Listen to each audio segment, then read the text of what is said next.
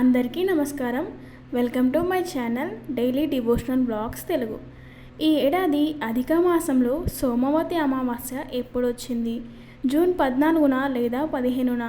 ఖచ్చితమైన తేదీ, పూజా విధానం, శుభముహూర్తాలు, అలాగే ప్రాముఖ్యత, శివపార్వతులను పూజించడం వల్ల కలిగే ప్రయోజనాలేంటో ఇప్పుడు ఈ వీడియోలో తెలుసుకుందాం. ముందుగా నా ఛానల్ని చూస్తున్న వాళ్ళైతే సబ్స్క్రైబ్ చేసుకోండి. అలాగే పక్కనే ఉన్న బెల్ ఐకాన్ని క్లిక్ చేయండి. వెంటనే మీకు నోటిఫికేషన్స్ వచ్చేస్తాయి. అలాగే ఒక లైక్ కూడా వేసుకోండి. లైక్ వేసినంత మాత్రాన మీ డబ్బులేం పోవు కదండి. తెలుగు పంచాంగం ప్రకారం ప్రతి నెలలో కృష్ణపక్షంలో చివరి తిథి రోజున అమావాస్య వస్తుంది. ఇదే అమావాస్య సోమవారం నాడు వస్తే దాన్ని సోమవతి అమావాస్య అంటారు. ఇది అత్యంత పవిత్రమైనదిగా పరిగణించబడుతుంది. ఈ సోమవతి అమావాస్య అధిక మాసంలో రావడం వల్ల దీని ప్రాముఖ్యత అనేక రెట్లు పెరుగుతుంది. ఈ పర్వదినాన శివపార్వతులను సరైన ఆచారాలతో పూజించడం వల్ల వైవాహిక జీవితంలో ఆనందం, వ్యక్తిగత జీవితం మెరుగుపడుతుందని పండితులు చెబుతున్నారు. అదేవిధంగా పూర్వీకులను స్మరించుకుంటూ శ్రాద్ధ కర్మలు, తర్పణాలు నిర్వహిస్తారు. ఈ పవిత్ర సమయంలో పవిత్రమైన నది స్నానమాచరించి తపస్సు చేయడం, ధార్మిక కార్యక్రమాలు నిర్వహించడం వల్ల ఎంతో పుణ్యం లభిస్తుందని పండితులు చెబుతున్నారు. ఈ సందర్భంగా అధిక మాసంలో సోమవతి అమావాస్య శుభముహూర్తం ఎప్పుడొచ్చింది? ఈ అమావాస్య ప్రాముఖ్యతలేంటో ఇప్పుడు తెలుసుకుందాం. సోమవతి అమావాస్య తేదీ, తిథి. హిందూ పంచాంగం ప్రకారం ఈసారి అధిక మాసం కృష్ణపక్షంలో అమావాస్య తిథి 14 జూన్ 2026 ఆదివారం మధ్యాహ్నం 12:20 గంటలకు ప్రారంభమవుతుంది. మరుసటి రోజు అంటే 15 జూన్ 2026 సోమవారం ఉదయం 8:24 గంటలకు ముగుస్తుంది. ఉదయం తిథి ప్రకారం జూన్ 15వ తేదీన సోమవారం రోజున సోమవతి అమావాస్య జరుపుకున్నారు.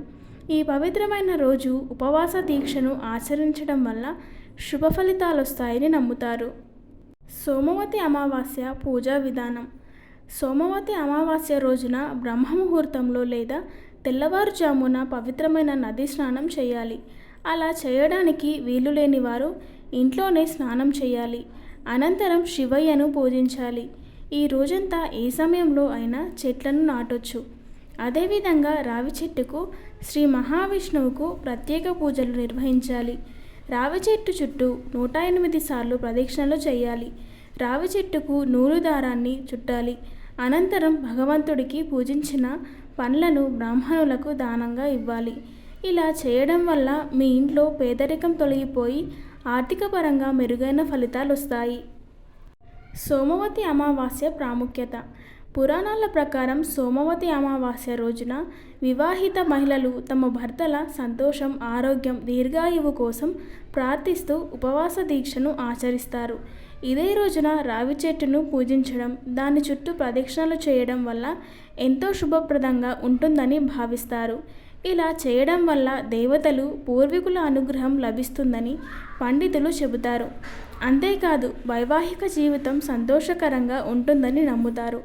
ఈ అమావాస్య కాలంలో అశ్వత్థ, వేప, అరటి, మర్రి, తులసి, ఉసిరి చెట్లను నాటడం శ్రేయస్కరమని పండితులు చెబుతున్నారు. ఇలా చేయడం వల్ల పూర్వీకుల ఆత్మకు శాంతి కలుగుతుందని నమ్ముతారు. ఈ రోజున నల్ల నువ్వులతో తర్పణం చేయాలి. సోమవతి అమావాస్య రోజున నల్ల నువ్వులను ఎంతో ప్రాముఖ్యత ఉంది. ఈ పర్వదినాన పూర్వీకులను స్మరించుకుంటూ ఉదయం స్నానమాచరించిన తరువాత నీటిలో కలిపిన నువ్వులను పూర్వీకులను సమర్పించాలి. అదేవిధంగా నువ్వులను దానం చేయడం కూడా శుభప్రదంగా భావిస్తారు. ఇలా చేయడం వల్ల అనేక పాపాల నుంచి ఉపశమనం లభిస్తుందని చాలామంది నమ్ముతారు. లక్ష్మీదేవి ఆశీస్సుల కోసం సోమవతి అమావాస్య రోజున ఉదయం లక్ష్మీదేవి చిత్రపటానికి 11 ఆవు నెయ్యి దీపాలు వెలిగించాలి. ఓం శ్రీ మహాలక్ష్మి నమః మంత్రాన్ని 108 సార్లు జపించాలి. పూజా గదిలో 11 పసుపు గవ్వలు ఉంచి లక్ష్మీ స్తోత్రాన్ని పఠించడం వల్ల వ్యాపారులకు మెరుగైన లాభాలు వచ్చే అవకాశాలు ఉన్నాయి. ఈ రోజున చేయకూడని పనులు. సోమవతి అమావాస్య రోజున మాంసం, మద్యం సేవించరాదు. ఈ రోజున ఎలాంటి శుభకార్యాలు చేయరాదు. ఈ పవిత్రమైన రోజున మధ్యాహ్నం సమయంలో నిద్రపోకూడదు. సోమవతి అమావాస్య రోజున షేవింగ్, కటింగ్ వంటివి చేయకూడదు. ఇప్పటికే ఏవైనా పనులు జరుగుతుంటే వాటిని ఆపడం వంటివి చేయొద్దు. అమావాస్య రోజున పసిబిడ్డలను సంధ్యావేళలో బయటికి తీసుకెళ్ళకూడదు. ఈ రోజున భాగస్వామితో కలయికలో పాల్గొనకూడదు.